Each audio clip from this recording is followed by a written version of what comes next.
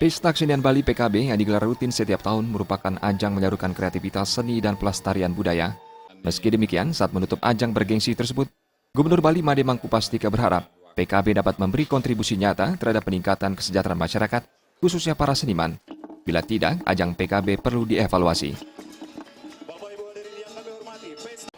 Pesta Kesenian Bali tahun ini saya nilai telah mampu menjadi wahana komunikasi antar seniman, serta memperkuat landasan dan mempertahankan eksistensi budaya Bali dari invasi nilai-nilai budaya global.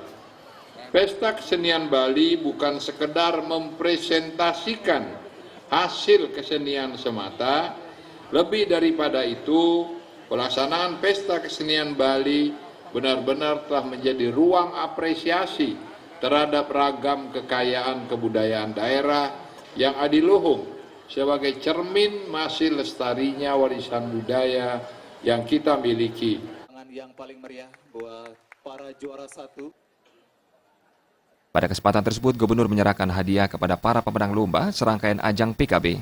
Ajang lomba PKB diharapkan dapat terus memupuk dan mengasah kreativitas para seniman, sekaligus sebagai upaya pelestarian budaya dengan meneruskannya kepada generasi muda.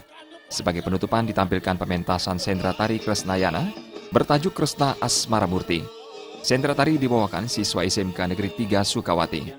Purnama dan Riasa, Bali TV.